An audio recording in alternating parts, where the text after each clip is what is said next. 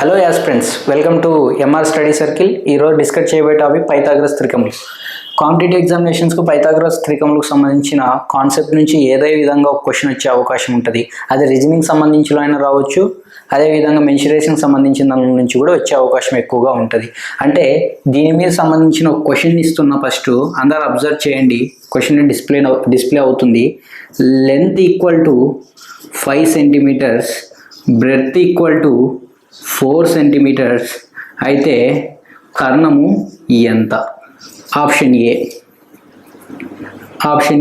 3 centimetres, B 6 centimetres, C 9 centimetres, D none. చూడండి, ఈ క్వశ్చన్ని చూసిన వెంటనే ఆన్సర్ పెట్టే విధంగా ఉండాలి. అంటే దీర్ఘచతురస్రంలో లెంత్ 5 సెంటీమీటర్స్, బ్రెడ్త్ 4 సెంటీమీటర్స్ అయితే డయాగోనల్ ఎంత? చూడండి, దీనికి సంబంధించిన కాన్సెప్ట్ నేను ఎక్స్ప్లెయిన్ చేస్తాను. తర్వాత మీరు ఈ క్వశ్చన్ చూసిన వెంటనే ఆన్సర్ పెట్టడానికి ఎక్కువగా అవకాశం ఉంటుంది. చూడండి, త్రికాలు ప్రతి ఒక్కరు కాంపిటేటివ్ ఎగ్జామినేషన్ ప్రిపేర్ అయ్యే వాళ్ళు ప్రతి ఒక్కరికి ఒక 10 త్రికాలని బైహార్ట్ చేసి ఉండాలి. అప్పుడు మీరు ఏ క్వశ్చన్ అయినా ఈజీగా చేసే అవకాశాలు ఎక్కువగా ఉంటాయి. కాబట్టి మీరు ఖచ్చితంగా బైహార్ట్ చేసి ఉండాలి. అవి చూడండి, నేను చెప్తున్నా. 3, 4, 5 ఇది ఒక త్రికం. 5, 12, 13, 7, 24, 25 ఇది కూడా ఒక త్రికం. 8, 15, 17 ఇది ఒక త్రికం. 9, 40, 41, 11, 60, 61. ఇక్కడ చూడండి, 9తో ఇంకొకటి కూడా ఫామ్ అవుతుంది. అది 9, 12, 15 ఈ త్రికం కూడా చాలా ఇంపార్టెంట్ ఎగ్జామినేషన్స్కి. ఇవి ఖచ్చితంగా ప్రతి ఒక్కరికి బైహార్ట్ చేసుకునే విధంగా వచ్చి ఉండాలి. అదేవిధంగా నెక్స్ట్ ఇంటూ మల్టిప్లై, ఇంటూ 2 చేయొచ్చు, ఇంటూ 3 చేయొచ్చు, ఇంటూ 4 చేయొచ్చు. అలా చేసేటి దీనికి సంబంధించి ఈ త్రికాలకి ఇంటూ 2, ఇంటూ 3 చేసి వచ్చేవన్నీ కూడా పైథాగరస్ త్రికములే. ఇంటూ 2 చేద్దాం. 3 ఇంటూ 6, 3 ఇంటూ 2 6, 4 ఇంటూ 2 8, 5 ఇంటూ 2 10 ఇది కూడా ఒక త్రికం. నెక్స్ట్ ఇంటూ 3 అంటే 3 3s are 9, 4 3s are 12, 5 3s are 15. చూడండి, ఇది కూడా ఒక త్రికం. ఆల్రెడీ చెప్పాము ఇక్కడ 9, 12, 15 అని. ఇది కూడా ఎగ్జామినేషన్కి చాలా ఇంపార్టెంట్. దీన్ని కూడా ఇంటూ 2 చేయొచ్చు, ఇంటూ 3 చేయొచ్చు. ఇలాంటి ఈ త్రికాలు మాత్రం ఖచ్చితంగా వచ్చింది. ఇది త్రికమా కాదనేది ఎలా గుర్తుపట్టగలగాలి? త్రికంలో 2 భుజాల కన్నా ఒక భుజం ఎక్కువగా ఉంటుంది, దాన్ని కర్ణం అంటారు. దీన్ని కర్ణం ఏదైతే ఎక్కువగా కలిగిందో దాన్ని డయాగోనల్ అంటారు, అంటే కర్ణం. ఈ 2 భుజాలు అన్నమాట. చూడండి, ఇది పైథాగరస్ త్రికమా కాదా చెక్ చేద్దాం. అంటే కర్ణము స్క్వేర్ ఈజ్ ఈక్వల్ టు భుజము స్క్వేర్ ప్లస్ భుజము స్క్వేర్ ఫార్ములా. ఇది మన అందరికి తెలిసే ఉంటుంది. చూడండి, అబ్జర్వ్ చేయండి.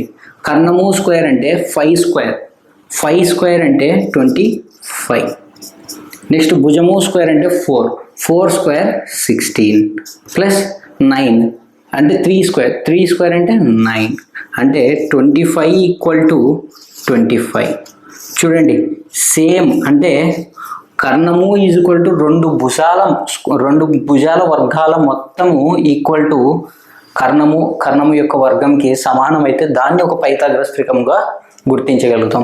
మిగతా అన్నిటికీ ఏవైనా మీరు అప్లికబుల్ చేయండి, అది పైథాగరస్ త్రికం కిందకే సంబంధించిన. ఇలా ఈక్వల్ అయ్యేదాన్ని పైథాగరస్ త్రికము అంటారు. ఇప్పుడు చూడండి, ఎగ్జామ్కి ఈ మోడల్ మనకి అందరికి తెలిసే ఉంటుంది. ఇంకో విధంగా చేస్తూ ఉంటారు, దాన్ని కూడా మనం డిస్కస్ చేయబోతున్నాం. తర్వాత మనం బెస్ట్ మెథడ్ అంటే ఇవన్నిటికన్నా బెస్ట్ మెథడ్ని కూడా మనం డిస్కస్ చేయబోతాం.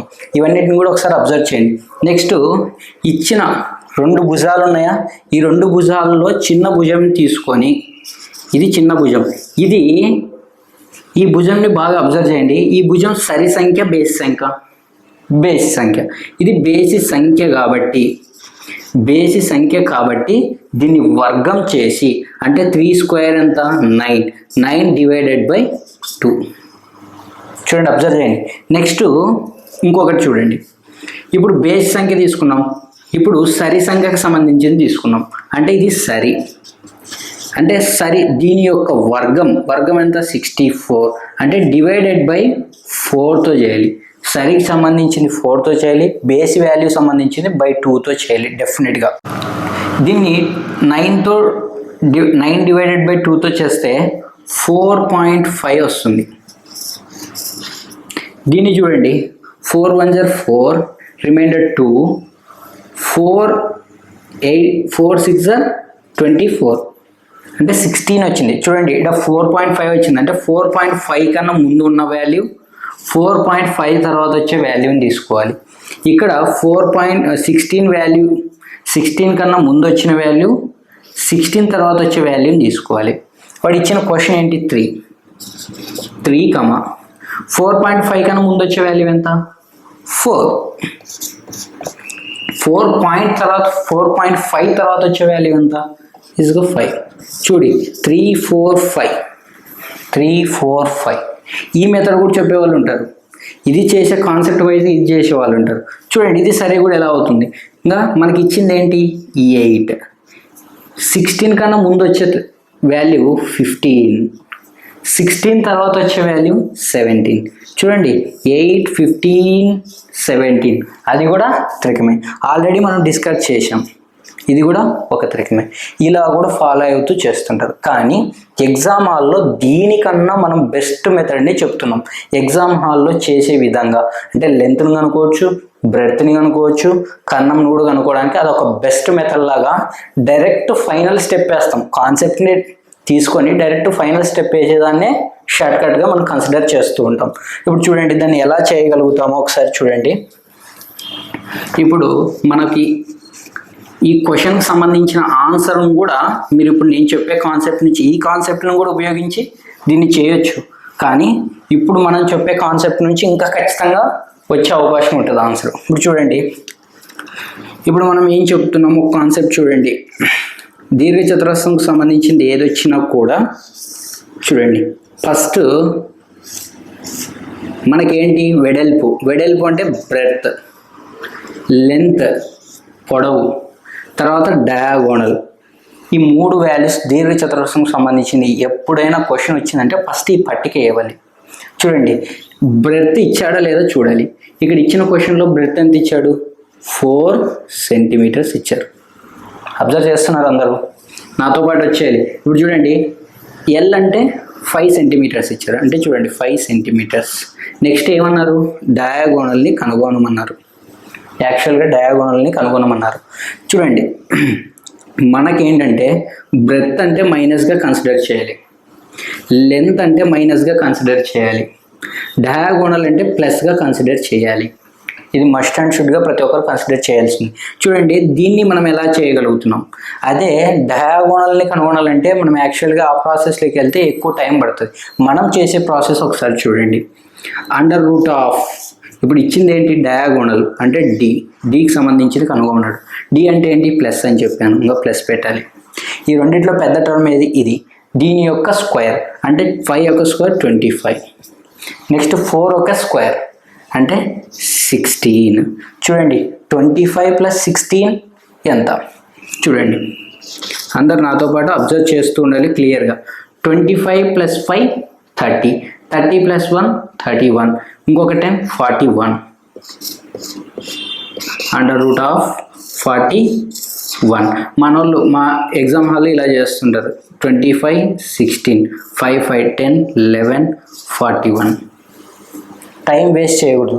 25 ఇక్కడ 6 ఉంది, 5 కలిపితే 30, 30 + 1 31, ఇక్కడ 10 40 41 అట్లా కన్సిడర్ చేయాలి. అంటే డయాగోనల్ ఎంత అంటే √41 ఈజ్ ది కరెక్ట్ ఆన్సర్. చూడండి option D is the correct answer. కానీ ఎగ్జామ్ హాల్లో మనందరూ ఒక మినిమము 50 to 70% స్టూడెంట్స్ ఎలా చేస్తుంటారంటే త్రికం నేర్చుకున్నాం కదా, 3 4 5 త్రికం కదా, ఆన్సర్ 3 ఉండొచ్చు కదా అని ఆప్షన్ ఏ పెట్టేవాళ్ళు ఎక్కువ. కానీ ఆన్సర్ ఏ రాంగ్ అవుతుంది. త్రికాలు నేర్చుకున్నాం ఎందుకంటే 3 4 5 అంటే ఆన్సర్ సార్ చెప్పాడు కదా త్రికంలో, అక్కడ 3 స్కిప్ అయింది కాబట్టి ఆన్సర్ 3 అని పెట్టచ్చు. కానీ మనం చెప్పిన దాంట్లో కాన్సెప్ట్ చూడండి, అన్నిటికన్నా కర్ణము ఎక్కువ కలిగి ఉండాలి. ఇక్కడ చూడండి కర్ణము 3 అని పెట్టారనుకో, 3 కన్నా ఎక్కువ కలిగి ఉంది కదా లెంత్, 3 కన్నా ఎక్కువ కలిగి ఉంది కదా బ్రెడ్త్. అది ఎలా అవుతుంది ఆన్సర్? ఎప్పుడైనా కానీ కర్ణము ఇచ్చిన 2 భుజాల కొద్దీ ఎక్కువ కలిగి ఉన్నదాన్ని కర్ణము అంటారు. అంటే option D is the correct answer. క్వశ్చన్ని ఈ విధంగా మీరు ప్రాక్టీస్ చేయాలి. ఫస్ట్ క్వశ్చన్స్ మీరంటకు మీరే క్రియేట్ చేసుకోవాలి. ఏ క్వశ్చన్ అని మీరు ఒకరు క్రియేట్ చేసుకొని దాన్ని ఎక్కువగా సాల్వ్ చేసే విధంగా ఉండాలి. ఇప్పుడు ఏంటి, పైథాగరస్ త్రికోణంకి సంబంధించిన ప్రతి కాన్సెప్ట్ మనకు క్లియర్గా అర్థమైంది. ఇప్పుడు చూడండి, లెంత్కి సంబంధించిన క్వశ్చన్ ఇచ్చాడు అనుకో, ఫర్ సపోజ్గా లెంత్కి సంబంధించింది ఇచ్చాడు. ఎల్ √- అని పెడితే చాలు. ఇందులో ఏది పెద్దది ఉంటే ఇక్కడ రాస్తాం, దాని యొక్క స్క్వేర్ రాస్తాం, ఇక్కడ దాని యొక్క స్క్వేర్ చేస్తాం, వచ్చేదే ఆన్సర్. క్లియర్గా అర్థం. బ్రెడ్త్కి సంబంధించింది కూడా వచ్చిందా అంతట్లే, √- పెడతాం, మధ్యలో మైనస్ పెడతాం, పెద్ద వాల్యూ ముందు రాస్తాం, సెకండ్ దాని వాల్యూ రాస్తాం, రెండింటిలో మైనస్ సపరేషన్ చేసి వచ్చే ఆన్సరే బ్రెడ్త్. ఇవి సంబంధించి పైథాగరస్ త్రికాలంటే క్లారిటీ కూడా ఉండదు చాలామందికి. త్రికాలలో ఏదైతే ఎక్కువ వాల్యూ కలిగి ఉందో దాన్ని కర్ణము అంటారు. దాని తర్వాత ఎక్కువగా కలిగి ఉన్న దీన్ని పొడవుగా మనం కన్సిడర్ చేయాలి. ఖచ్చితంగా పొడవు అని నేను చెప్పట్లేదు, పొడవుగా కన్సిడర్ చేయాలి. దాని తర్వాత బ్రెడ్త్ని కన్సిడర్ చేయాలి. ఇదంతా పైథాగరస్ త్రికములకు సంబంధించిన కాన్సెప్ట్ని క్లియర్గా ఎక్స్ప్లెయిన్ చేశాను. దీని తర్వాత మనము దీర్ఘచతురస్రం గురించి డిస్కస్ చేయబోతాం. దీర్ఘచతురస్రం గురించి ఇన్ డీటెయిల్డ్గా ఎక్స్ప్లెయిన్ చేసి తర్వాత దానికి సంబంధించిన కాన్సెప్ట్ గురించి కూడా నేను ఎక్స్ప్లెయిన్